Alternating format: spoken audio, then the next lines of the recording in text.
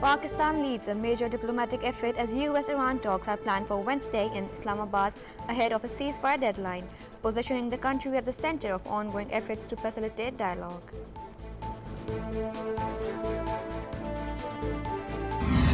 U.S. delegation heads to Pakistan for Iran talks with Vice President J.D. Vance leading and Steve Witkoff and Jared Kushner attending as Washington signals potential direct engagement with Iranian leadership if talks progress.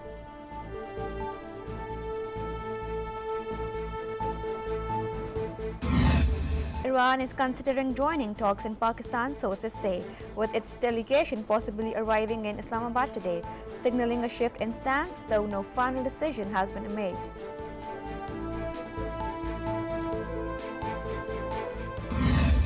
Islamabad prepares for the second round of US-Iran talks with 3 US advance teams arriving, heightened security in twin cities, red zones restricted, transport suspended and offices and schools shifting online.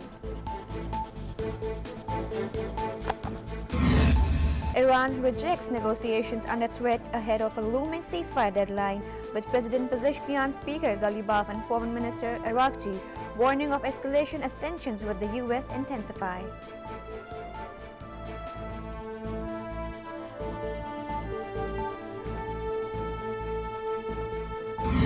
US President Donald Trump warns of military escalation if the Iran ceasefire collapses, saying bombs could follow if talks fail, while vowing any new deal with Tehran will be far stronger than the 2015 nuclear agreement.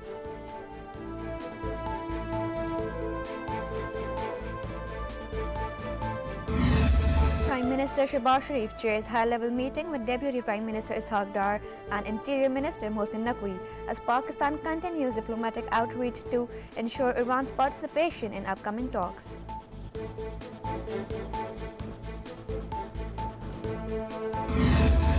Foreign Minister Ishaq Dar speaks with Iranian counterpart Abbas Arakchi, discussing the regional situation and ceasefire as both sides agree to maintain close coordination.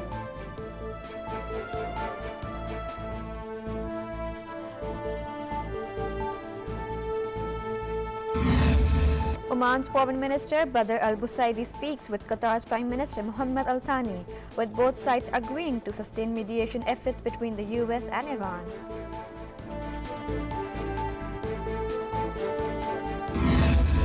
Pakistan receives $1 billion from Saudi Arabia as part of a $3 billion commitment, providing support as the country manages $3.5 billion repayments to the UAE this month.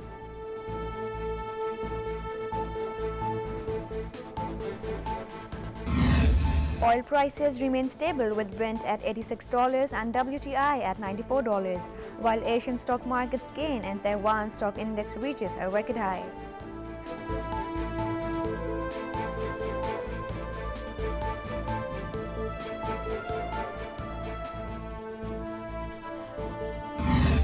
Iran files a complaint with the UN and International Maritime Organization over US seizure of merchant vessel Tuska, calling it illegal and demanding immediate release of the ship and crew.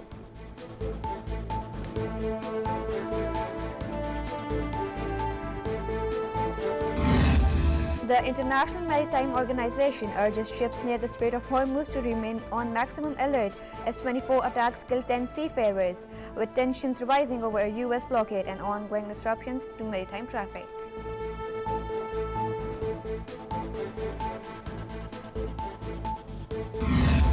Nearly 9,000 Indian asylum seekers face deportation from Canada following the passage of Bill C-12, with authorities declaring 30,000 applicants ineligible and citing concerns over irregular migration and visa fraud.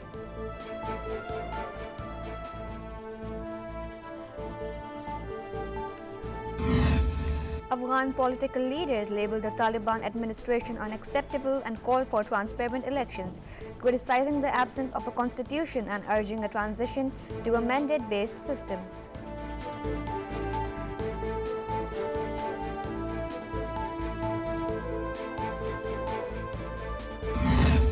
Pakistan Cricket Board plans a stadium project in Saudi Arabia with initial approval received. Jeddah under review for hosting Pakistan Super League matches and serving diaspora fans.